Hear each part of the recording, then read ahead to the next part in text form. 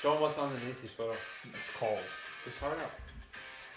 Yeah, baby. There they are. We'll get it out. I'll get it out for their review. Don't you worry. This might be the last time you hear this for the season, in my opinion. Well, it would be exactly what I previewed, that they wouldn't win 4 games. They've won 3 now. Well, the take from the preseason is on It's on the cards, line. But, you know, They play Raiders. back to business as usual here. Welcome to the Back Yourself Podcast. Chris and Hussein here with you guys as always on a Sunday evening to review round 15 of the NRL, which left me on the floorboards for multiple days in a row. But we do scrape back and get a clean sweep on the Sunday slate where only one favourite covered, but thankfully, you know, we rode the momentum. No one. Knights of War, mate. No, on Sunday, but 2 of them. Yeah. No, on Sunday. Yeah. But yeah, as Chris just alluded to, only 2 favourites covered Again. for the round. So it is an underdog sport at the moment, and it doesn't look like much is changing when you look at the horizon. But that might be a good thing with Origin around the corner. And we're not going to preview the whole thing because we got a full slate of games to review. But the lineups did just come out. Madge, he did get the obvious selections right, which is good. And as we can all see, the greatest utility in the history of sport has been selected. So we'll talk about his debut come Wednesday. What better way to introduce my partner over here, Chris, with the orange underneath his sweater. Chris, welcome, my friend. I will get it out for the Tigers review because they did end up winning as my upset alert.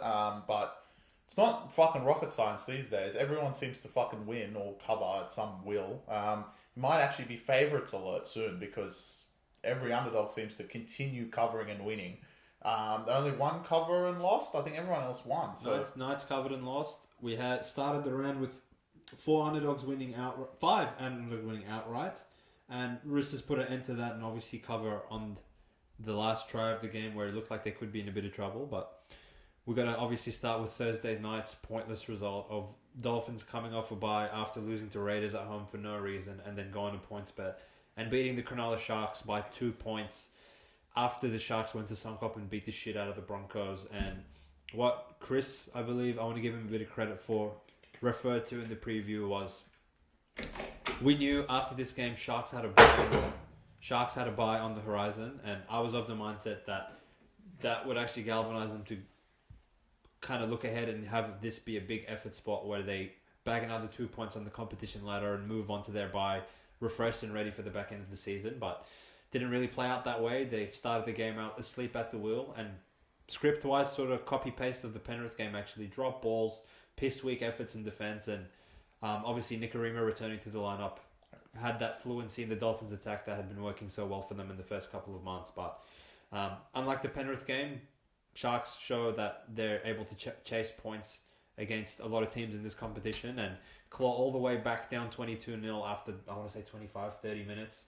Mm-hmm. Get it to 22-12 at halftime, take the outright lead, and then a bit of hammer time magic tears their heart out of their chest. Probably one of the try of the year contenders where he essentially took the ball off the bomb, ran the entire field, beat Kennedy to make it 15-all from their little matchup earlier in the game and take the lead, and Sharks never take the lead again. Game ends in dramatic fashion with Sione Katoa scoring in the corner in the 80th minute. And Chris, did you feel like Hines was going to kick that ball in the corner or no? No. No faith. No faith. And they probably didn't deserve to win anyway. Even to get it to Golden Point would have been fluky. Yeah, I don't think there's enough hate on Sharks, to be honest. I'm going to deliver it because that's who we are. You idiots are now third for no reason. And 2 of the losses, Dolphins particularly, and Tigers all the way back in round 3, shouldn't be losses if you guys are going to compete, and you deservedly are now third. Would you say they're the 3rd best team in the comp right now? Probably about right. Yeah. But 2 weeks ago when you beat Roosters, more than 2 weeks ago, maybe a month ago on Magic Round, you beat Roosters. There was Sharks and everyone else was just like teetering along and not playing great but winning anyway. That was also the week that Penrith lost to Warriors for no reason. So Sharks had the outright lead. They led the league, and then you've absolutely fell apart after that. Lost to Penrith, lost to Parramatta, which no one seems to fucking lose to, and then losing to Dolphins as well. Yeah, they raped Broncos. But again, you bounce back against Broncos and then lose to Dolphins. Makes no sense.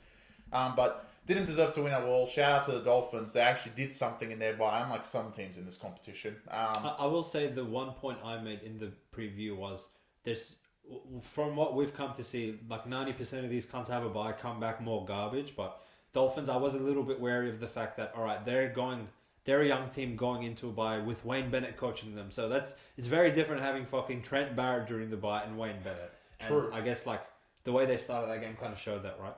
True, but again, we saw in the next game another team off a bye-off with a very good coach, which we've seen through the years, do nothing as well. So shout out to the Dolphins.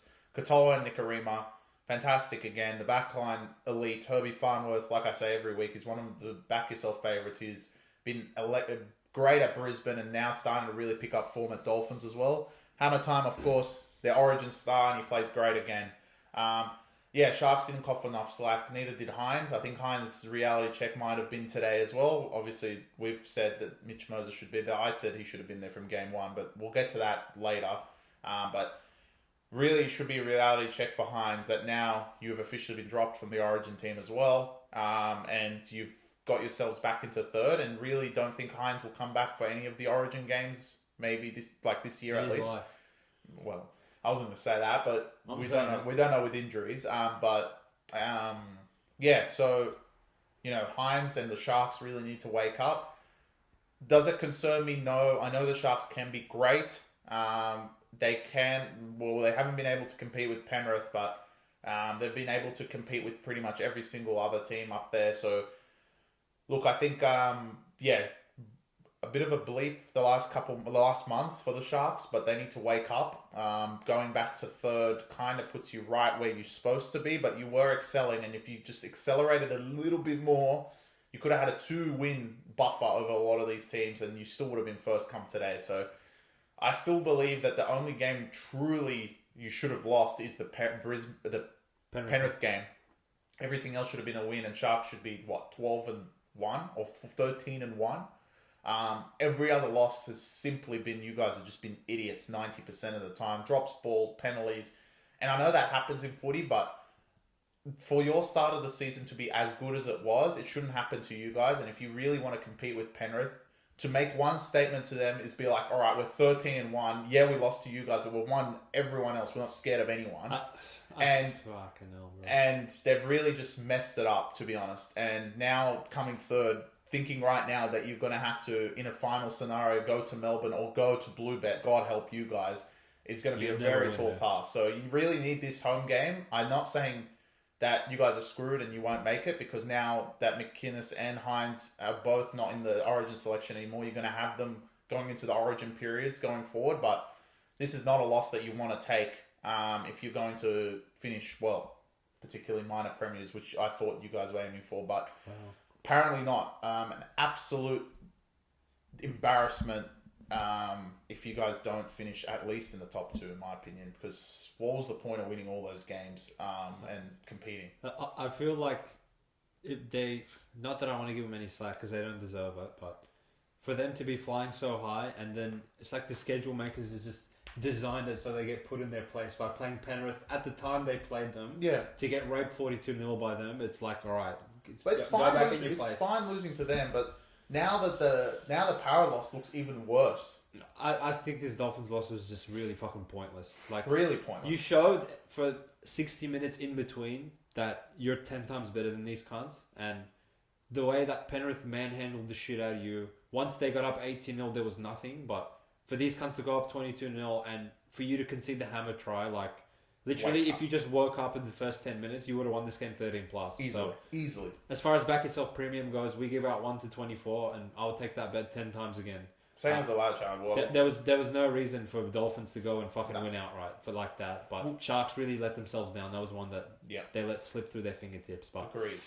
On to the next. The same can't be said about Raiders, which I can't say anything. As Chris alluded to, what was the point of you cunts having a bye? Raiders now in their last 3 home games, which when you think of home field advantage in the sport, you think probably Bankwest Stadium, Suncorp, Townsville, Brookie. New Zealand, Brookie, Amy Park.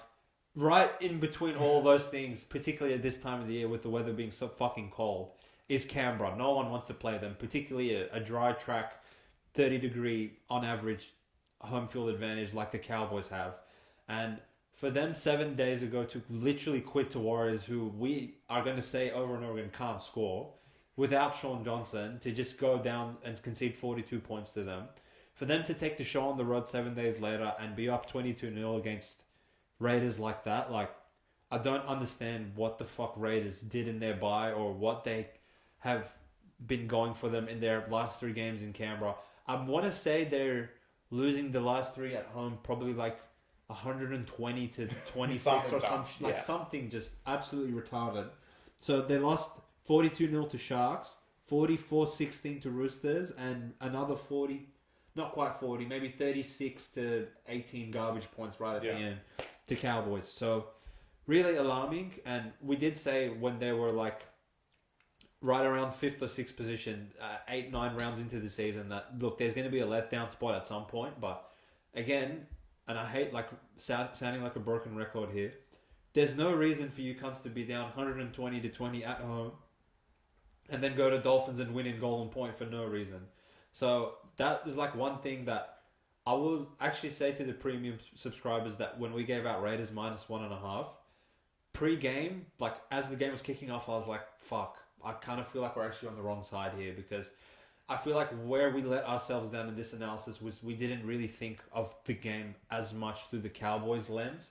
Knowing that 2 weeks ago they went and beat Roosters, that was a very committed effort. And for us to say that if their origin stars back up for the Warriors game, that they're just going to quit anyway, so you can't shoot them back up, then they back up and quit and prove us right. Like, I feel like we should have seen a little bit more of a all-in sort of game from the Cowboys team, which that was where I was sort of kicking myself. But even in saying that, like, what the Cowboys forwards in particular have shown us throughout the whole season is if they give you an inch, you're gonna end up taking a mile, because like there's no resilience in their team whatsoever, right? And till this week.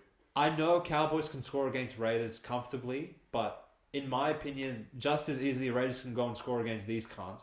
But all of a sudden they want to bomb tries, and as soon as Raiders get within 1 centimeter of the try line, 50 Cowboys players are there, when they haven't done that for the whole season. So I guess Cowboys are ascending in that way. Will they back it up week after week after week now? Obviously not, because that's who they are. But they got Cowboys in a bad week, and Cowboys really embarrassed them. At this point, our best bets at halftime, including the Souths game coming up, are probably down like 60-8 or something retarded. So I just knew, like, it's another underdogs round, and we're just fucking going to get slaughtered the whole round, which until today we pretty much did. Well, it was either fight or just quit for the year. But our concern, and I actually thought why I was leaning Cowboys, especially in the preview, was it would be too easy for them just for us to be right again, to be honest. For them to go to Roosters and win, and then go to New Zealand, us telling you they're going to fucking quit, and they do, and then to quit again to Raiders, would have been a lot. But my concern wasn't really, I knew what Cowboys want to come up with, and they showed up with what I thought they would have. But Raiders didn't show up with what I thought they would have showed up with. Raiders had a position, again, to be 8-5, which is not what they should be, because they're shit. But to be in a position that could happen off a bye, to show that performance does concern me a little of, like, is this bubble finally bursted of how poor their talent is? And look, I think I'm going to make this point on Tuesday as well, is that the teams that are showing with no talent really need the momentum of week to week. Let's keep going. And those are the teams that typically off a bye haven't played great. Takes me back to when Dogs played Tigers. When Tigers went down to fucking 11, and Tigers still ended up covering the spread in that particular game, just because Dogs were a little bit rusty. And when you don't have the skill or talent to, one player, it doesn't matter what week it is, he's going to make a line break, he's going to have an offload, they're going to break the game open. When you don't have that on your side, you kind of hoping the team effort comes in, and the team effort just wasn't there for the Raiders. Ricky Stewart, I respect you as a coach. We've respected you so much with the amount of talent you have. But I really feel bad for you, because I think your boys let you down. I don't think in a bye that you would have not really riled them up ready for this. The boys just let you down. And once going 22 down in the hole with no talent, there's no way you're going to come back and win that. So, look, Cowboys went to fight or quit, and they definitely fought. I still think they're garbage, but they were the right side when you actually thought about it. But I just thought, like, at least Raiders would lose by, like, 4, maybe. To lose the way they did was just not, like, a Ricky Stewart-led side. And is the bubble burst for Canberra? We'll have to wait and see, especially the next week coming, because if the bubble has bursted, then you'll see it in this week coming. But yeah, it wasn't a performance that I thought Raiders would come up with. I knew the Cowboys' performance was going to be there. The Raiders' performance was not. To your point, Chris, I really just feel like, look, Cowboys were committed and everything, but Raiders seriously imploded in this game. Like, they were on their try line in the first couple minutes. All right, sure, like, Cowboys kept you out, and you played the ball on their 1 meter line or whatever. But then it was like the next 20 minutes was just rinse and repeat. Error, penalty, try. Error, penalty, try. Error, penalty, try. And then you look up at the scoreboard, and the first try that Cowboys scored was just some horse shit where it kind of looked like a double knock on, but then Felt doesn't actually knock it on, picks it up and scores in the corner. And then you're like, oh, we had all this ball on their try line, and we have nothing to show for it, and they just scored this bullshit. Like, at that point forward, like, it just went from bad to worse. And then by the time Raiders knew, like, what the fuck was going on, the game was already over. So really, like, they let Ricky Stewart down severely, and they really fucked themselves over because with an opportunity to go to 8-5, which again, you definitely don't deserve to be that, but you put yourself in that position with those stupid games that you won, like beating Dolphins, beating Knights in round 1, beating all these rats, and then you like literally threw it all away in that 20 minutes to start the game. So wake up, or actually don't wake up, just quit for the year, was what I would tell you cunts. But so far, like, all right, we were on the wrong side of the Cowboys game. Dolphins kind of like sprung an upset on us, but this one like really hurt my head, and I honestly still don't have answers for it. So I'm just going to hand over to my partner over here. Yeah, so South Sydney Rabbitohs hosted the Brisbane Broncos, and Broncos were the better side. And they ended up losing. So anyone that took South, you kind of got a little lucky. Brisbane had 17 errors, I want to say, in this particular game, which you can argue Brisbane don't really play to the conditions well, but in Suncorp they seem to play it well against Cowboys in round 4, and they didn't really play it well against South. First of all, I want to give credit to South. Every single one of them was putting a torpedo bomb in the air, which against that back line, which was, shaken up because obviously there's no Walsh, is the right thing to do, and they did the right thing that way. But Brisbane still looked like carving them open every single time. I want to say almost every other set. And, there was errors across the park. From you name it, they made an error. Maybe all 17 actually made an error each, it seemed like.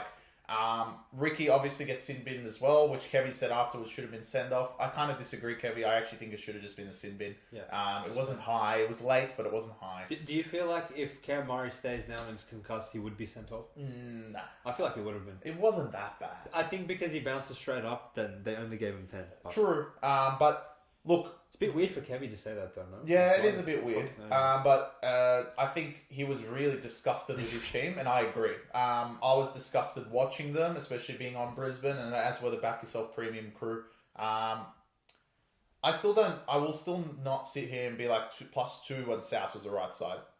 South is nowhere near the level Brisbane are, and Brisbane seem to carve them open every 2 seconds. It's just, for once in their miserable lives, which we've said it for 15 rounds, Souths don't have, is they showed commitment, especially defensively. And, when Mariner goes through, Cobbo goes through, it was 4 Souths players, no Brisbane players. Yeah. And look, I know the errors came off that, and Brisbane should be able to play the ball and just keep peppering Souths, but once you get through once or twice and there's no one there for you to support, it's like, where the fuck are our players? And Souths, they seem to come in droves. So shout out to them. They've turned around their season. They're officially off the bottom of the ladder all the way up to 14th.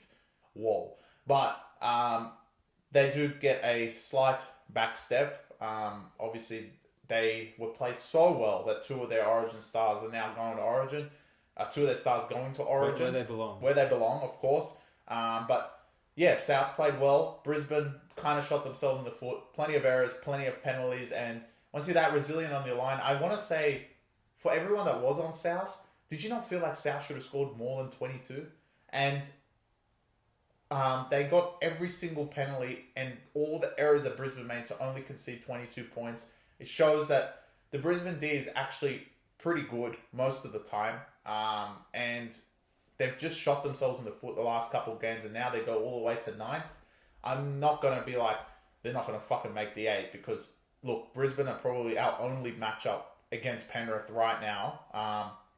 But actually, Melbourne are playing great, but there is one other team that I'm going to put as a dark horse later. Yeah. But yeah, I think Brisbane just didn't show up at all. I think they tried to win this game by just beating South off the park, especially with their outside backs. And they actually did that. It was just getting through error, offload error. Just wasn't the game plan with this particular weather. I think it was a dry track. I think Brisbane win this. But South really turned around their season with this game. It still dumbfounded me because I still think Brisbane was the right side. Like we're going to say, and it's rich from us because like we're saying they were the right side and we told everyone they're the right side but ended up losing. Just wait for a couple other games in this round where we say they definitely weren't the right side but won anyway. But we won on that, So, like, it's the way it is. That's what we are as punters. But sometimes if shit was happening, and to be honest, it's been happening for the past month, that a lot of the wrong sides are ending up winning. But eventually it's got to turn around unless we're just fucking horrible, which based off today, I don't think we are. Step in the right direction. Yeah. But I actually I see this game in a very specific way. So first of all, I want to talk about pre-game, that this line opened at 6.5 minus, and once Walsh gets rolled out, it goes to 4.5, and then the steam for Souths continues on game day, which really confused me. Because for 3 months in a row, we sat here banging the table saying back Souths, and everyone said they're fucking garbage. Even when they were getting double-digit points to average teams, everyone said wake up. And now all of a sudden, everyone's running down to the fucking tab to put them in their tickets at $2.10 or +2. Made no sense to me. But again, I think why Chris is alluding to Kevy being so disgusted with these cunts was they literally lost this game copy-paste of last week for the exact same reasons. I don't think Brisbane have a talent problem. I don't think Brisbane have an execution problem. Brisbane, in the last couple of weeks, have a fucking discipline problem and an error problem because they've been just losing to the same garbage all over again. This game starts, and literally the second time Brisbane get the ball, they drop it on their 10-metre line for no reason. South's it's like they're playing a grand final. You see them all converge into the middle of the field, and I'm like, all right, Broncos, why you can't giving these guys hope for no reason when... If you just score first or something, they can sort of look at each other across the field and be like, oh fuck, here we go again. But you give them multiple sets on your try line. Now, Brisbane are good enough to stop them for the first 10 minutes when Souths had all the ball. But they just continue to give them enough cracks. And then South score that first try, which Pierre Crowe literally is looking at his dead ball line. And Damien Cook just says, thank you, puts the ball down.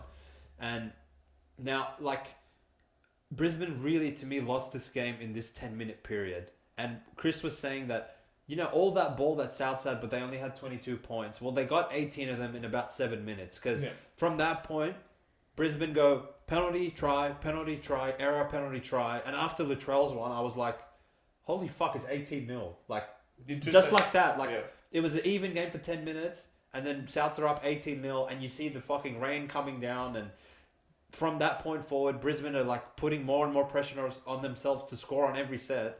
Really, made no sense that you would just resort to that like a fucking Cowboys or something would. They literally look like Cowboys to me.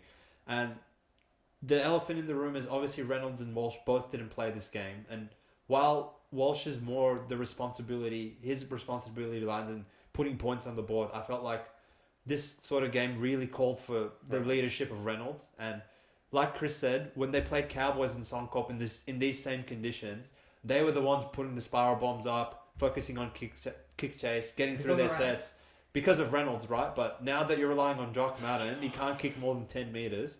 And obviously they have Latrell and Wyden putting up some crazy fucking torpedoes that any competent outside back in the league honestly would drop those. So I wasn't really mad at that. But once it goes to 18-0, Brisbane hit the panic button, start throwing the footy around a little bit too much. And I'm a bit disappointed in Pat Carrigan and all these boys in the middle to not calm him down and tell him to stick the course. If Brisbane go to 18-10 at halftime or 18-8, they have a chance. They're in the game, right? Because you score quickly after halftime.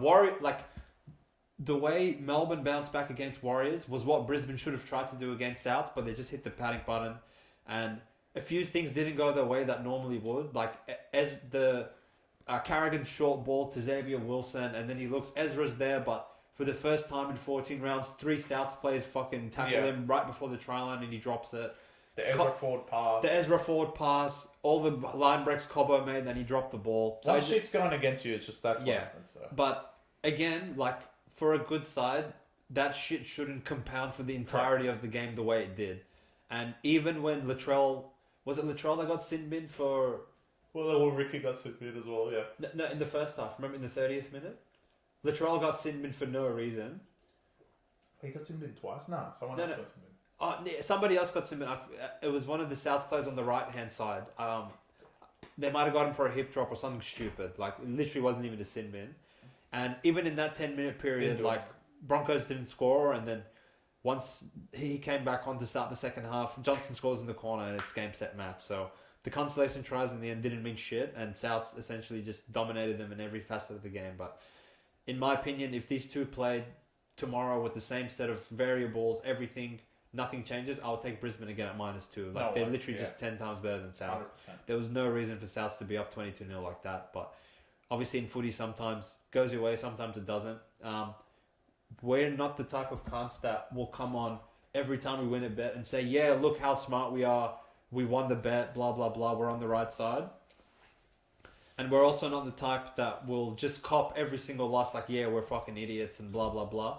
We will watch the game, analyze the game, and make a fucking formed opinion from there. And from what I saw from Souths, like, if Souths genuinely were good, they honestly would have been up like 30-0, the way Brisbane were playing, like absolute rats. But enough of that game, and onto the eye of the Tiger, who apparently is sitting next to me, Leichhardt Oval over here. Leichhardt Oval, wake up. The Tigers are now 2-0 on the season at the fucking Fortress.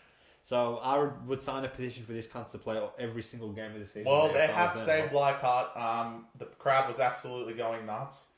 Tigers win this game 18-10.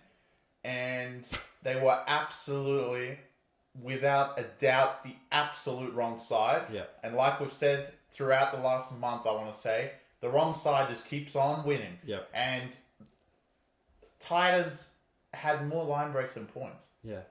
11 line breaks, 10 points. Incredible. Yeah. To think that they had 11 line breaks, 10 points. Now, let's analyze the game. Titans, the Red Sea parts for foreign. Go back to 20 seconds in. No. Okay.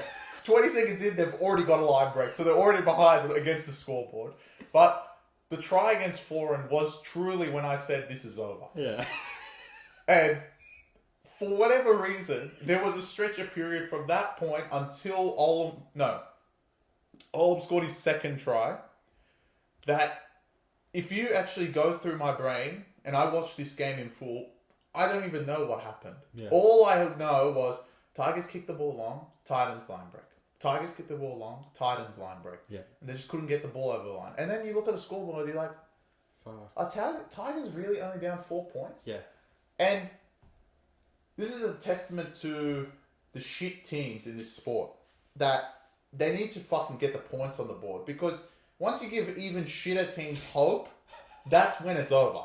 And when Olam scores to make it 12-10, all that work that Titans did is out the window because you're behind on the scoreboard for no fucking reason. Yeah, literally. And then the Titans start throwing the footy around again, probably had a line break or two, God knows what happened. And then Pole scores. I don't know how he picked it up. Api Coruscant kicks it short for whatever reason, and Pole picks it up. I actually thought it was Buller, but Pole. Yeah.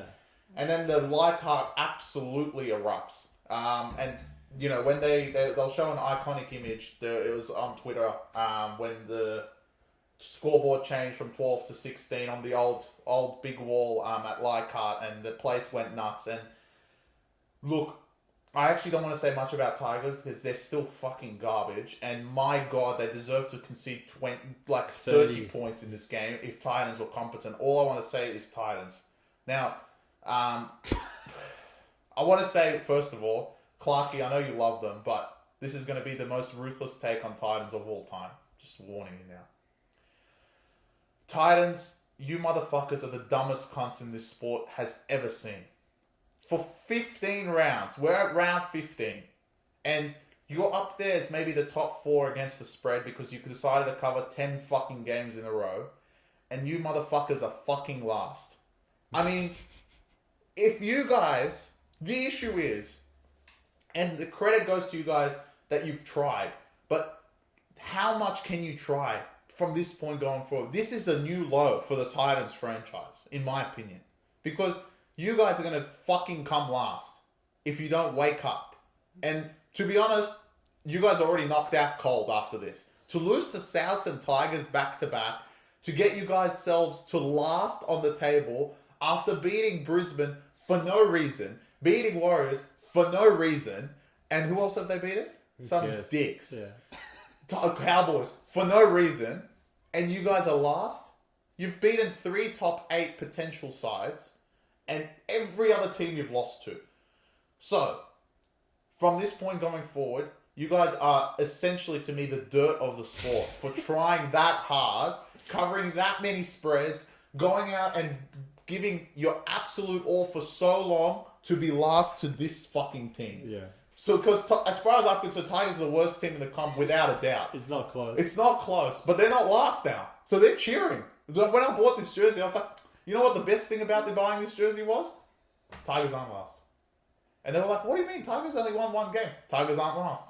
Go look at the table. You look at the scroll down, oh, they're 16th. Because Titans decide to lose to South by 40 and lose to Tigers by exactly 8 to put them last.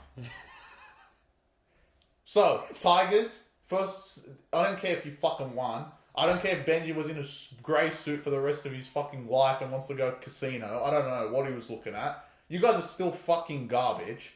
You guys deserve to lose this game by 30, but you played Titans. And Titans, in my honest opinion, they might not win a game for the rest of the year. This is it. Like, to lose these 2, it's over.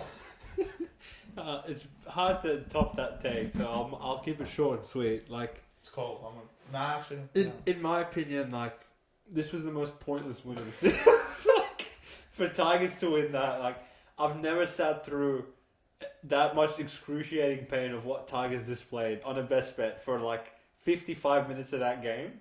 But then I just kept looking at the scoreboard like, they haven't scored yet. Like, just, I mean, 1 try we're leading. Like, all we need is literally 1 try.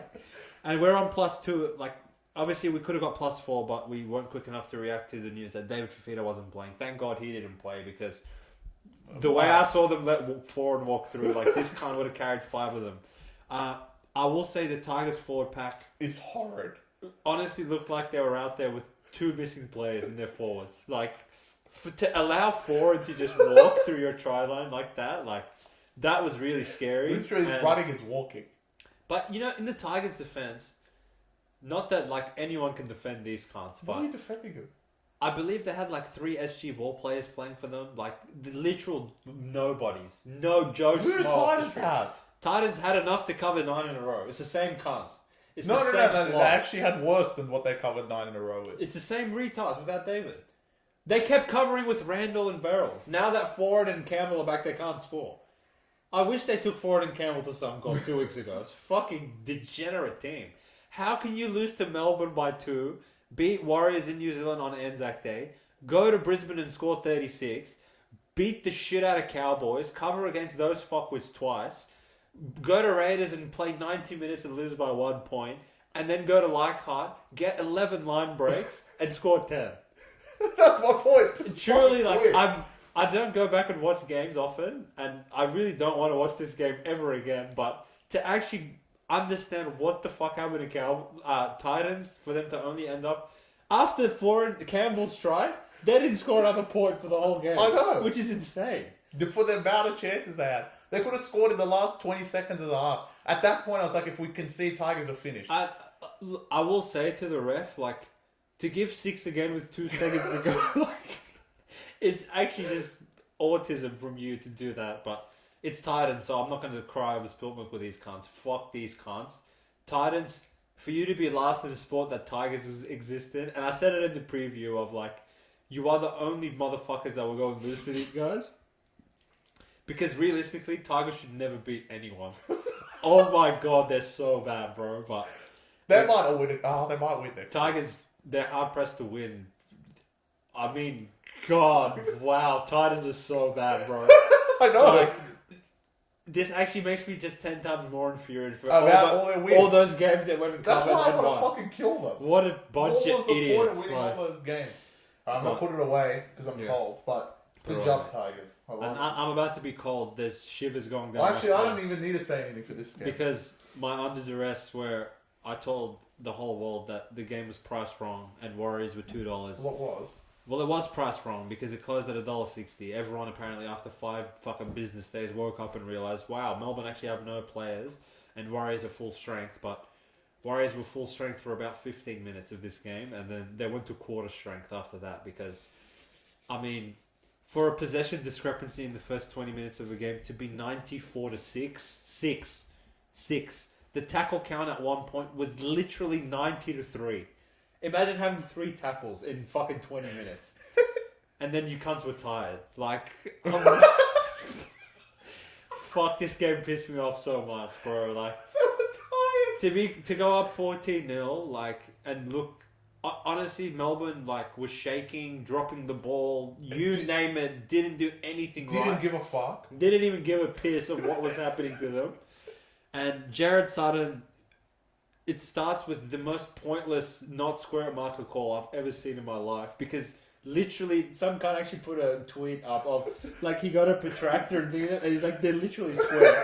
But I say that not to like bag the ref too much, but there is a tangible force I believe in the referee's brain where when a side literally for 20 minutes has 95% of the ball, they manufacture a call in their brain because they're not comfortable with the idea of like, holy fuck, literally one team has had the ball for the entirety of this game. I need to change something. So, Against Penrith. Except against Penrith. But look, all right, Melbourne get one call, put up one garbage bomb. Katoa scores. Pompey catches the ball and gets one-on-one stripped, and I'm like, all right, well, still up 14-6. That's all right. 2 seconds later, they drop the ball again. Another kick across the field. Xavier Coates back for Grant Anderson. Try in the corner. All right, all good. It's still 14-10. Like, sorry, we can make it to halftime. We can regroup, right? Yeah. Like, we'll. Yeah.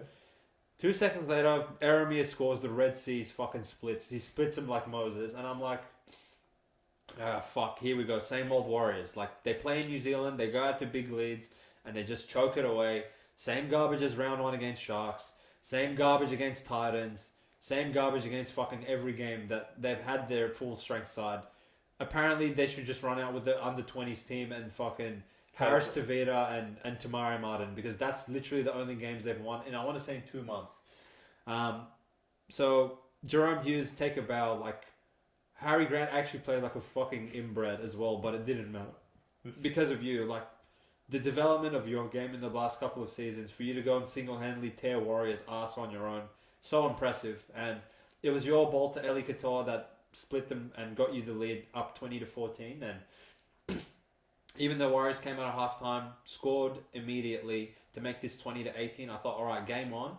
And in my opinion, what Andrew Webster said in the post-game was very accurate in terms of Warriors were coming off the line, absolutely going, physically dominating Melbourne for like 60 Maybe minutes. most of the game. Literally, Melbourne could not make meters, couldn't get out of their own, couldn't do shit. But there's piggyback penalties that you gave away alongside with keeping them to such limited meters.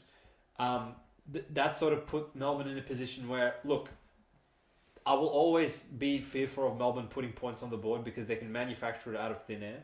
And then once it got to 20-18, they do the horseshit call for Jerome Hughes getting tackled in the air. And off the back of that, Montoya strips the ball for literally no reason on 4th tackle. Jerome Hughes does the quick tap. Montoya tackles him again for no reason. Goes to the sin bin. They concede. So me and Chris did some research, right? So in all the best bets we've given out, the last 6 times a sin bin has gone our way. We're playing 12 players. In 60 minutes, we haven't scored 1 point. And as soon as Warriors got sin bin, within 1 minute, Farlongo does the show and go scores in the corner. And I'm like, all right, you may as well call full time. But that wasn't enough. To rub salt in the wounds, 5 minutes later, Wateni Zelezniak fucking turns into a WWE wrestler and clotheslines the shit out of Grant Anderson, and Jared Sutton, the bunker goes to him, yeah, all good, like just penalty and play on. And Jared Sutton literally was like to him, oi bro, it's pretty forceful, and he does lift his fucking feet off there, and he hurt him. I can see the fucking scratch mark on his leg. Are you sure, bro? Are you sure? And then the bunker's like, yeah, I'm sure. And he goes, no, fuck this. I'm taking matters into my own hands. And he goes, Dallin, you can fuck off for 10 as well. And look, Warriors, apparently they can't defend with 13, let alone defend with 11, and it was game, set, match by that point. So Sean Johnson, I would say in particular, looked very pedestrian in this game. No kicks that come to mind that were impressive. Didn't take the line on, didn't ball play. Left the fate of the team in the hands of Tamari Martin, and that's obviously a recipe for disaster. So in hindsight, would I send out Warriors under duress at $2 again? I absolutely would. There was no reason for them to go up 14-0 and quit after that, but Melbourne showed that they are probably the elite team of this competition, that, again, they can go and not try since round one and come away putting 38 points up on the board in 60 minutes and it kind of easily defeating Warriors in the end of this game. Once possession swung around, I was really not confident in Warriors for 1 minute of this game, and Melbourne showed that undermanned, under whatever the fuck you want to call it, under my duress, under logistically going to New Zealand on a short turnaround, none of that really mattered because they are an absolutely champion side, and fair play to them. They deserve to be on top of the ladder. Yeah, and I think this is the second time since round one that they tried. Outside, like, to call yourself out of a 14-point hole with the crowd absolutely against you, I think they definitely showed their class. I want to actually call out Andrew Webster. Okay. Because you were adamant the whole week to leave out Tuivasa-Sheck because he was not healthy. It didn't look like Sean Johnson was healthy. And if you said pre-game, if you said pre-lineups, Sean Johnson's going to be in the reserves, unlikely to play, we wouldn't be in the position of this. And there's no way we're going to take Tamara Martin and Harris Tavita against fucking Melbourne because we know how good they are. So, to be honest, I don't understand why, after winning 3 in a row, that you would even give Sean Johnson a run. Because the team itself has been showing that without him, they've been playing fine. And they've played actually pretty good. To drop 42 against Cowboys, who can't defend, but still, they scored 42 points is a lot. To beat Dolphins with fucking no one. Yeah, to beat Panthers. To beat Panthers in Suncorp with fucking no one is a testament to how good they're playing. So, look, I don't like teams that are rushing in players. Cowboys did this against Warriors, and I called out Todd Payton as well, that you should run your youngsters because these motherfuckers are just going to come in and do nothing, and it's exactly what happened. And Sean Johnson, like you said, did nothing. Yeah. And he might as well not have been there. And what's going to happen is New Zealand next week are going to go to Titans and beat the shit out of them because all of a sudden Sean Johnson's going to play good again.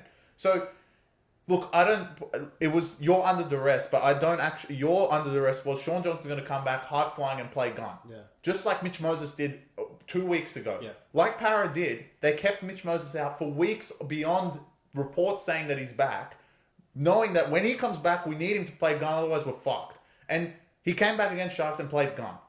Sean Johnson was not ready. He got a rep. They ended up losing. And everything around sports betting was completely out the window because Sean Johnson was a non-factor.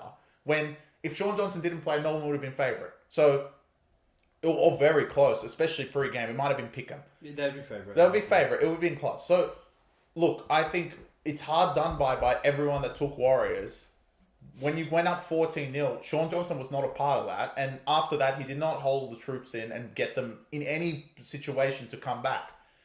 Onto the Melbourne side, like I said, I think this is the first time since round one that you've tried. We've come out and said that you guys haven't even been trying, but you definitely tried. You called out Hughes. I want to call out Fylonga. I mean, this kid is something special. Melbourne saw it straight away, and there should have been a million clubs going after him last year when he played that one good game against Brisbane. But you guys were all asleep, as per usual, and Melbourne get him to re-sign. Next week looks like they're going to run the greatest two players offensively of all time on the same side, which is going to be very interesting for them. But we'll get into that because I actually think it's a bad spot overall for Melbourne. But look, they played well. They go to the top of the ladder officially, and they thoroughly deserve it because even the games they don't play great, they're winning, unlike some teams in this fucking competition. So Shout out to Melbourne Storm. They've played great.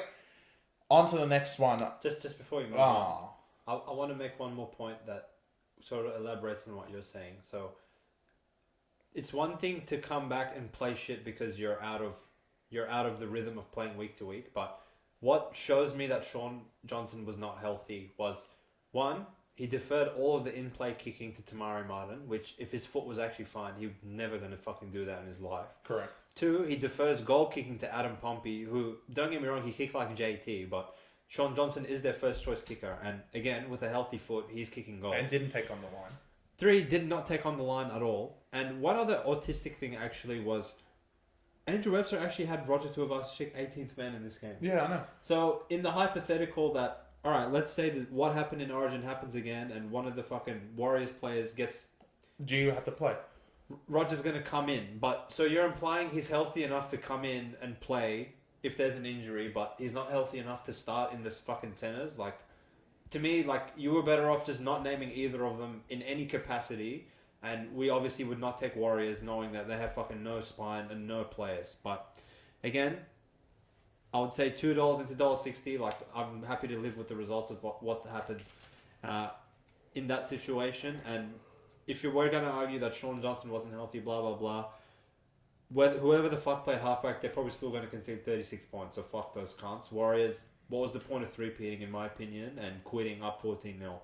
Now, obviously, you're going to go kill Titans next week at -4.5. Because everyone's healthy. Because everyone's healthy, and now Shauno's going to go get 20 Dalian points next week. How is that only 4? That's what happens when you blow a fucking... That's fucking short, bro. That's what happens when you blow your 4th double-digit lead in New Zealand of the season. That's like really concerning for these cunts. They would never do this last year, so they're a step. They need to wake up. They're a step off, but I think Tuivasa-Sheck obviously comes back next week. Which again, why is this not 10.5? But the preview is the preview, and the review is the review. Correct. So, onto your team, Chris. I'll talk about it. The Parramatta Eels hosting the Sydney Roosters at Wankbest Stadium, close at 7.5, approaching 8.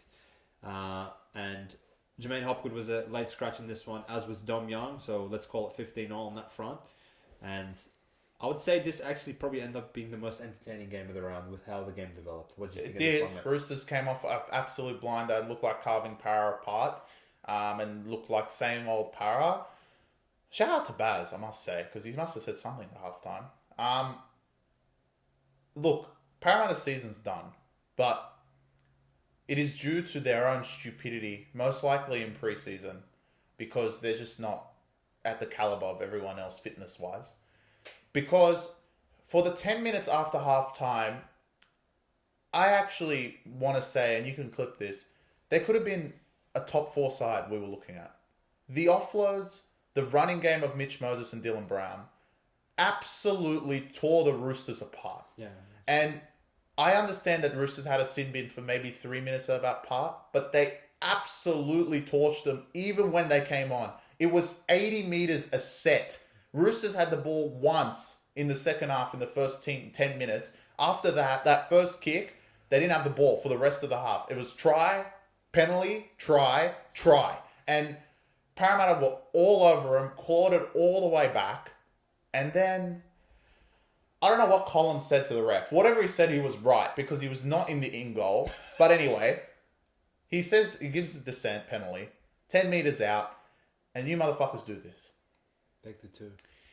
Roosters were, I would say, a knockout blow away from being like, who the fuck are we playing? Yeah. Like, where was this in the first half? And Parramatta go up 18-16, and then it's nip and tuck. And look, to be honest, Para most years, even when it's nip and tuck, especially against good teams, they end up losing because it's Para. They usually win the ones that are just, they keep going, and they keep blowing them out. And to think that anything's changed, especially with your record right now, is like very scary to think, but because you guys are fucking garbage. But you took an 18-16 lead, and then Roosters ended up scoring 2 tries to end the match. Tupou in the corner off a great Crichton offload, which got him into Origin yet again. Anyway, and Crichton scoring again, of course. And then they, fortunately for us, we didn't take the Parramatta spread, even though I still believe it was the right side. Like 7 points or 8 points on some places pre-game is disrespectful to the actual stadium itself because of where they play and how they play against it. But that 2 points, yet again, fucks your season over. It started at Dolphins, and you took the 2 points when you were 8-4 in front and made it 10-4 and then lost 40-6 to whatever it was, 10 anyway. So the same garbage, and you actually had Roosters on the ropes. Again, Roosters, it's very scary to lay these big lines with your team right now. I mean, some of the fucking discipline and garbage that you guys were serving up just invited Para back into the game. And I can see why Dogs beat you guys. I can see why Sharks beat you guys, Cowboys beat you guys, because they get a try off one of your garbage errors. Like, you guys just we just quit. And I mean, you saw it in the first 10 minutes. Para scored straight away, and you guys fucking quit straight away. I mean, the Dylan Brown try, where the fuck are the Roosters players? Dylan Brown scores, and then 2 seconds later, Blaze scores again. Like, what the hell are you guys doing? And look, for Roosters to be a premiership threat, that 10 minutes was a scary sight.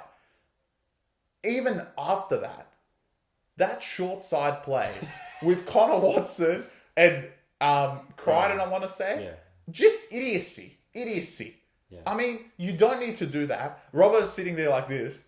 Like, he's done a fantastic job because they won by 10. But look, there is many other teams in this competition that would have fucking scored in that situation, and you guys would have been fucked. And if Para didn't take the 2, I firmly believe Para would have crossed the line, and Roosters would have been 6 points behind, being like, fuck. We got to score 2 tries to win, and the spread would have been out of the question. Agreed. So Para, once again, poor decision making. I don't know, like Gutherson, we always say is elite on defense, decision wise, but I think this comes from the bench. Like, there's got to be someone saying, look, take the 2 in this situation, because Para had an absolute roll on, and I firmly don't believe Gutherson would have been like, should we take the 2? Gutherson would have been like, let's keep the foot on the throttle. And if they cross over again, Roosters would have conceded 20 points in that first 12 minutes, and to concede that many of Para is a lot. So again, the sharp side, I want to say, was Para almost at, let's say 8. There was in some spots 8. 8 flat was definitely the sharp side, but it ends up being sharp, blunt side, because they're not the right side in any situation. If you think about it, you're getting a lot of points, but it doesn't matter. Roosters end up winning by 10. Maybe should have won by more, but I want to say Manu did actually drop that, which helped us for unders. But it could have been a lot more than that, because after Crichton scored his second try, you guys just fucking quit, which I don't blame you guys, because you scored 2 and then that's it. Yeah, interesting game, especially like with some of the developments within this game. So Para seemed like Roosters were kind of all over him in the first couple of minutes. In this one, they were dominating field position, and then obviously you get the first big moment of the game where Tuolangi, I want to say if he gets that tackle probably 5 centimeters more wrong, Lindsay Collins could be in a fucking coma, and we would have seen another standoff in the first 10 minutes. Luckily for him, Lindsay Collins gets straight up, which I think really saved them from this being more serious in terms of send off. I think they got the call right. 10 minutes in the bin, and for them to go down 10-0, it is what it is. I don't think they're capable of holding Roosters out for 10 minutes with 12 players. Shit, they're not even capable of doing that with 14 players, let alone 12. But if Roosters were actually really front running like they haven't in some of these other games, by the time this fucker got back on the field, it could have been 18 or 20-0. Let's be honest. So Para did enough just to hang in the game at that point, and then he gets back on. They're still tired, and one thing I find interesting about Baz is his adamant philosophy of just having Paulo and Reg on at the same time, and it's no coincidence that the period of the game that Para fight back and actually fucking put something on the scoreboard, and like Chris said, sure, you would sort of question Roosters, what are you guys doing? But I'm not even going to say that, bro.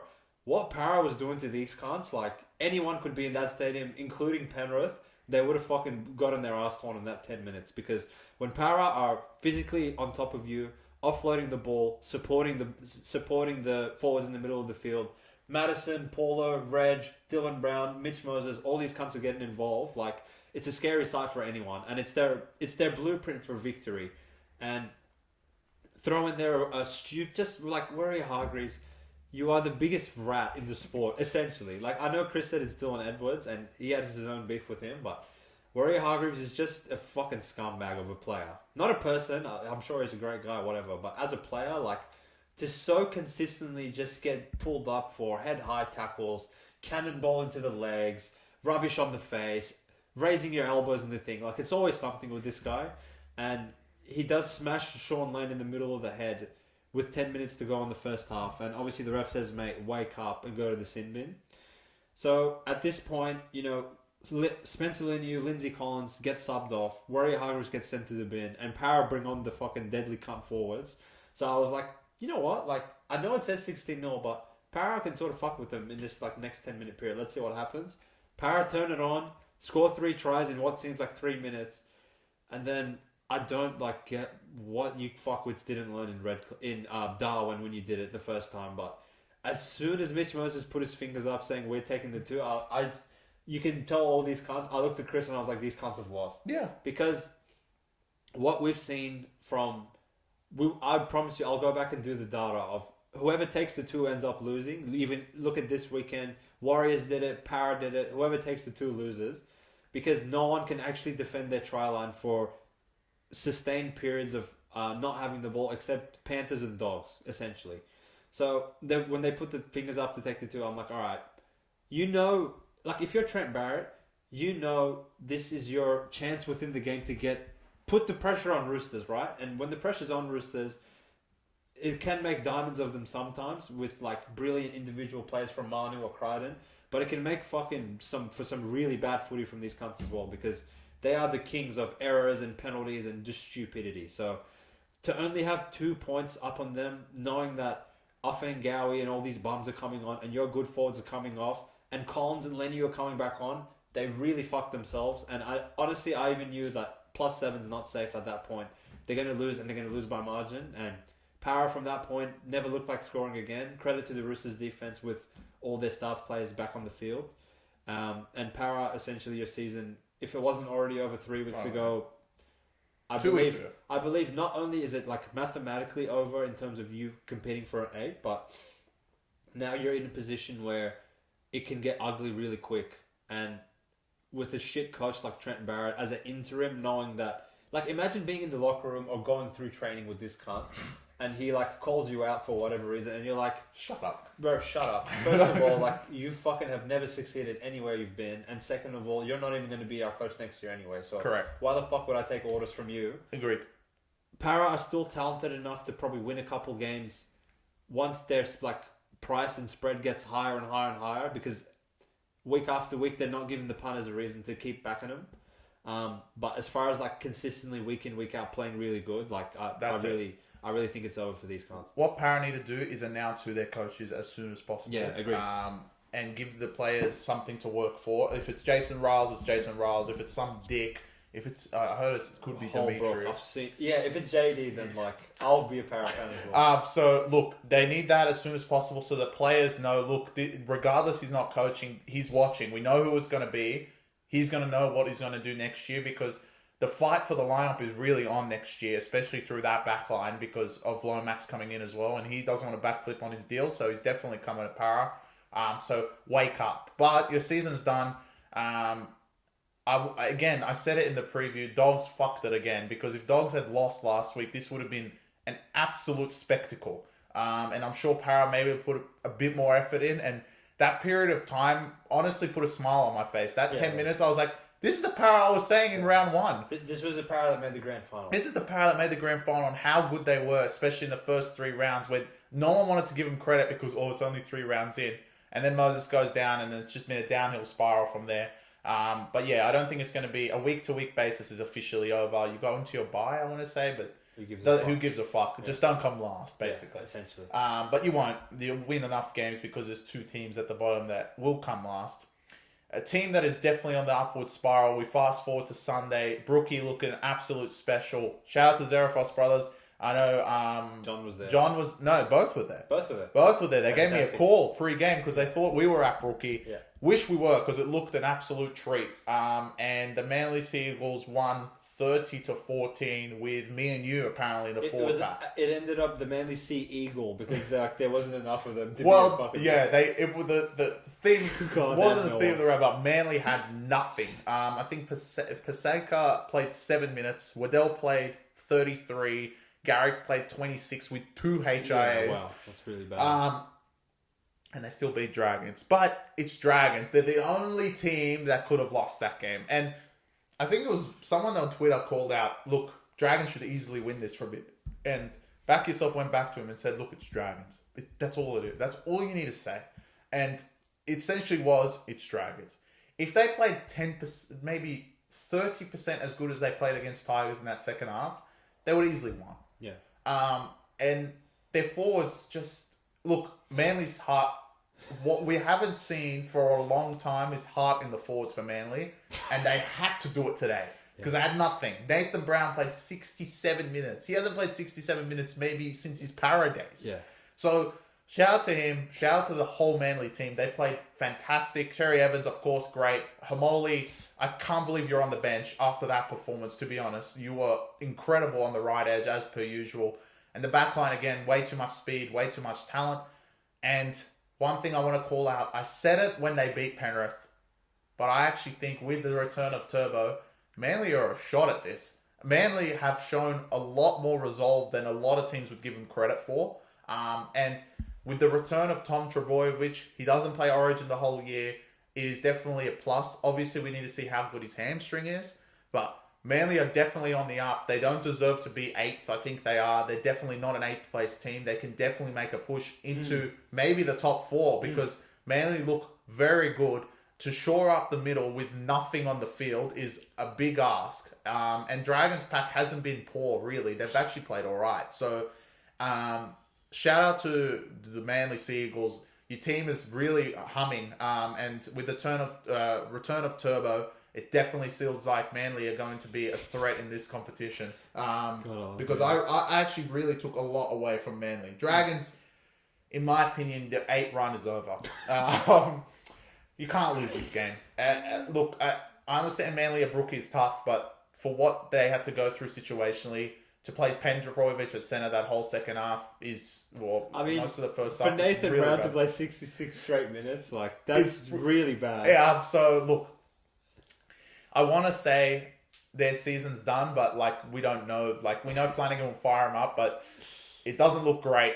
Even your points that you scored, the little tip, tip back off the drop out, that was 6 of your points if you think about it. And they're really, Momax scored 1, Flanagan scored 1, but to score 14 is really not good to see. And Dragons, look, I know you guys will bounce back, but it just showed to me that you guys just don't have the resolve to be a top 8 team. And Manly showed to me that they might not just be a top 8 team, they might be better than that. With what they had used for them out there, Lorden playing second row, for God's sake, they definitely really had a crack. And I think they're a big shout in this competition. All of a sudden, all the Manly fans must be cheering because I'm back on them.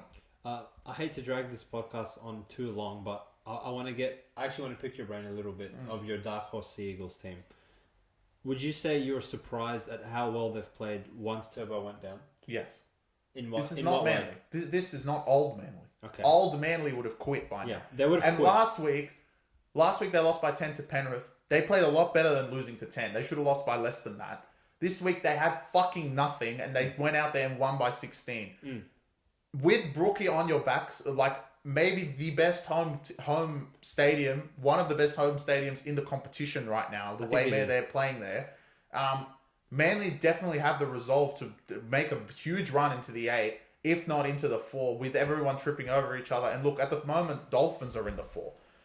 And if you're competing 8 to 8, top 8 teams competing against each other, I'm taking Manly over Dolphins. I'm taking Manly over Dogs. I'm taking Manly over Raiders. I'm taking Manly over Brisbane right now because the way that they're actually showing resolve defensively, we all knew Manly could score, but defensively they've been horrific for years. Yeah. Now is definitely showing something else through Manly, and to be honest, I really think they're on a run. And look, they're probably going to fuck it up next week, most likely without their Origin stars, but look, if they continue this effort, they can definitely have a run because their offense and their outside backs have been elite most of the year, and they will continue to be elite because they are, as long as there's no injuries. If Turbo's back and Manly at full strength, do you think they're better than Sharks? I thought that one would stump you, mate. Oh, because you got to think right now. Because you got to think, right? Like Manly have actually shown that, like they beat Melbourne, they beat Dragons comfortably with 13 players. Penrith. They beat Penrith. They got a bit unlucky beat against Roosters, and this is all without Turbo. Like in the last 5-6 weeks, right? Yeah. So you're thinking like you're adding a Dalian player to this mix. I think they could. I think you could genuinely make the argument that they're better than Sharks. Toss a coin. Toss a coin. Toss a coin right now. They're both but at that level. Again, look, shout out to the Zerafrost brothers. I want to start with your team because it's just a bit of a reality check for you guys. I feel like if I wasn't so bullish on Warriors for no reason, I would have given Manly out as my under duress for the week because for this line to climb all the way down to 5.5 at Brookvale Oval, I feel like too many people were buying into the results the Dragons have had in the last 2 weeks against, first of all, the Penrith B team, minus 6 Origin players, and Edwards and all those cunts that were injured. And second of all, Tigers with literally no players, and a sin bin, and Sullivan, and Tigers, and all this shit happening. While you were impressive in those 2 games, I think this was a bit of a step up in class for you guys, and you really showed that you weren't ready for it. You kind of went blow for blow with them at the start of the game before the injuries came in retardedly enough. But for you guys to not score in the last 50 whatever minutes of this game, or sure you scored shortly after halftime, but for you guys to not even really come close to scoring after that, I know you got a bit unlucky with the 2 disallowed Lomax tries, particularly the first one where he drops it over the try line. But to Chris's point, that from Manly to stop him in that situation, like any other year, you take a fucking pick out of the hat. These cunts, you would have no seagull in the frame, let alone like hitting the ball out of his hands on the try line. So, well done to Manly in that case of for them to like lose Paseka, Sipley, Waddell, and Garrick to multiple head knocks. Like, someone actually tweeted that the 18th man there should be protocol past HIAs that if you're down to a point where your fucking Nathan Brown has to play 70 minutes, like from a player welfare perspective, like this is what cunts are arguing. Like the players' health are in jeopardy because they have to play so long against you cunts. And the way the game played out, you would think Dragons had 13 players left because they honestly didn't do anything past the last Lomax try 10 minutes after halftime. Yeah. Shout out to Jake Trebojevic playing 80 minutes in the middle of the field. That's, I want to say, 70 minutes more than he played in Origin of Game 1, which is really funny. It's probably why he had so much energy. Well, he's back in Origin. Shout out to Leichhardt. I want to say he's probably come out of nowhere, Leichhardt Hapawati. They did sort of experiment with Kohler back at fullback once Tommy went down, but through necessity of Kohler injuring his shoulder in that Magic Round game, Leichhardt sort of come out of nowhere and held down the fort. Don't get me wrong, he's been no Tommy Turbo, but to allow the opportunity for Kohler to go back in the centres, they still have enough strike on the outside with Cherry Evans pulling the string and Brooks stepping up in the absence of Tommy to sort of put points on the board, and they have one of the fucking biggest terrorists in the sport, I would say, on the right-hand side, because Ola Kawatu on the 10-metre line, it's easy money. And for, Lay, Law, and Flanagan, and Fee and I mean, just disgraceful, this fucking defence you guys showed. But, better teams with better defences have conceded that to Homoli, so fair play. He should be starting back row for New South Wales. Madge needs to fucking wake up to himself, but he's adamant that he wants to bring him off the bench along with Spencer Leniu. Fair play, we'll see what happens. But in my opinion, Manly have actually held down the fort in Tommy's absence for once in their fucking miserable franchise, and they put themselves in a position where, string a couple more wins together, they've literally beaten everyone except Raiders at Brookvale, which really makes me laugh a lot. Because it's Raiders. At this point, I want to say Amy Park, Brookvale, you could argue either or for being... Nah, not even, man, because you can't use the Tigers and say Suncorp's a fortress. Oh, well, actually, there's one other fortress. Which is? Leichhardt. No. What? They've won 2 in a row? No. Tigers, that doesn't count. I want to even continue on Homoli. I think the outside-inside play you did for Leichhardt... Wow, yeah. Show dynamic of your game. If you get to the stage that you're ball playing, you could be the best second row in the competition. No, I agree. Wow. Because that's like a Melbourne play. And to get Leichhardt through, that's a big done ask. to you. So, Dragons, it's like there's an equilibrium with you cunts that when you're 7-6, you have to go back to 7-7. And then watch, they're going to go to 7-8, and then they have to go back to 8-8. But I feel like there will be a point in the season where the bubble bursts and there will be 3, 4, 5 losses in a row. 3 weeks good, 1 week shit. That's Dragons right now. But it's going to flip to 1 week good, 3 weeks shit. We'll see. Flanagan, I would argue, you could argue his case for Coach of the Year for what he's done with these guys and the consistency they've shown. But at some point, as Chris and I have been saying, the lack of talent will catch up to you. And you will lose to 13 players, which is what you guys pulled off. So back to the drawing board for you guys, and back on the springboard for Manly into the top 8 where they belong. So into the last one game. Team that I guarantee you will not make the top 8 at any point of this season. Big old team. Where's the polo? They're covered. Didn't really feel like putting it on screen, but they did cover, and we did send out Knights plus 10.5 because we thought, look, how can you lose Jack Cole and Mitch Kenny and the line won't change at any point? The line pushed out pre-game. What Penrith for you to be $1.25 head to head is pretty short. All right, close my eyes, Knights. I promise you, I did not watch that second half because I just couldn't take it with Knights. But again, I want to say another team that we backed. Premium Boys won on this bet, but I think we were on the wrong side because realistically, there was no reason for Knights to win this game. There was no reason for Knights to even score a point. Yeah, if you want to run him through the 3 that Penrith conceded. Fletcher Sharp, Luai, what are you doing? Wake up. That was the origin play.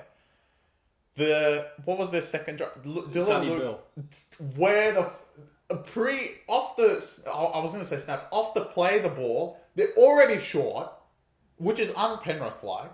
And Schneider just has to come in, and Tango doesn't follow him. And the Red Sea parts, and he turns into the quickest man ever. And Edwards is just trotting along. And speaking of trotting along, look. I don't want to give Edwards too much shit because he actually saved the try on the right side, the play before. But they went up, checked it. This is what doesn't make sense. They went up and checked it. Gagai didn't put it down. Gagai knew he didn't put it down. And off the play the ball, Hastings kicks the other side and Best is the first one there. Yeah. I mean, I don't blame Edwards. I blame Tango and Taruva. Get to the ball. So, look, all 18 points from the Knights were just un-Penrith-like. And then Knights showed up. Because they were blowed it back to 18-20 in that second half. Off the kickoff, the short side play, which has happened a few times in this league, but doesn't happen to Penrith. Best, the Red Sea opens for him, and he's through onto the try line, and he gets tackled on the 30-metre line. Knights lost the game exactly at that point. The fact they didn't score off that set is just enough. And again, if they had scored, I want to say similar to the Para game, Penrith would have been like, who are we playing? And all of a sudden, Knights would have been in front. And Penrith, as the 3-time champs they are, the back-to-back-to-back champions, they held them out, which, like we mentioned, one of the only teams in the comp to actually be able to defend with dogs. And they defended them out. 5 minutes later, Moses Leota walks through the middle of the field, and Edwards is there, of course, backing up and gets the try, and that's pretty much it. They could have had a few more. There was a forward pass, which I don't think was forward, from Luai to Fisher-Harris. Knights kind of showed some resilience to make sure they cover. But Knights really didn't deserve to cover at all at 10. But it just seems like this sport at the moment, you take the plus and you're pretty much a winner 75% of the time in this round especially. So, look, the Knights have been horrid for the last couple of rounds. I think they played better in Melbourne, to be honest. But again, Melbourne 90% of the time don't even try. So, they just let them go over. And Knights today, look, they may have covered the spread, but it was completely the wrong side. Yeah. 20-6, I was like, this could blow out to 40 if Penrith put the foot down. But for whatever reason, that some resilience from Knights and then that Dylan Lucas strike gave Knights some hope. And the Hunter definitely got up and really supported them well. But to be honest, Knights are officially now, with Dragons, not going to make the 8. They just have the resolve, but to not put Penrith to the sword in that situation. I mean, you could have lost, but to score 3 back-to-back tries against Penrith's D, it would have been a big boost for you guys, and I'm sure you would have tried to hell them out, and the Edwards try wouldn't have happened. So, look, again, let yourselves down, but that's what happens when you have shit teams versus very good teams. And Penrith, even with all their injuries, still win this game, and they go to second now with one win behind Melbourne, which seems insane for how they started the year. So, and not having Cleary this entire time. So, Penrith back in the winner's circle again. Yeah. Knights suck. Knights, I don't really want to analyze in a microscopic way the little plays within this game. I think Chris did a good job of touching on that. I want to more so point to where Knights have really, really fucked themselves over as far as their roster is concerned. And Chris mentioned the flukish way that they scored their 18 points. Now, you think back a few weeks ago, 2 points against Bulldogs. Obviously, they scored 26 against Melbourne, but Melbourne were fucking asleep at the wheel half the time. And I say that to say that they've really, really let themselves down with this half situation, because to consistently continue running out Hastings and Cogger, it's just not good enough. And Kalen Ponga put a cape on his back the last 10 games of last season and dragged you cunts into the 8 by himself. And that sort of maybe allowed you to think that you can get away with continuously naming Gamble and Cogger and all these bums. But when Willie Mason came out and called out the rest of the Knights bunch for being mid, a lot of people came out with him with pitchforks because the Knights results at that point had spoken for themselves. But honestly, his take aged like wine, because I can't see them generating points through structure in any capacity. The first try, the third string fullback just gets past our origin fucking savior in 5'8", like he's a fucking traffic cone, which is concerning. The second try, just pointless, that there's no Panthers players there, and it seems like Dylan Lucas is just a short thing for a try every week, which is just pointless. And speaking of pointless, that Bradman Best try, I don't know why Tango and Taruva, it's like all three of them were there, and it was the Spider-Man win where they're all pointing at each other like, nah, bro, you ground it. And Best is like, all right, thanks. But outside of that, I believe you could give Knights the ball for 10 hours, and if you're relying on Cogger and Hastings to generate something for you, you're just going to come up empty-handed. So while they did have a good patch in terms of roster last year with Dom Young and signing Marju, trading him for Randall, looked like it turned out fantastic. Ponga was playing out of his skin. Crossland had developed. Now Pierce Paul looks pretty good. Unfortunately, Raiders have shown this. Plenty of other teams have shown this.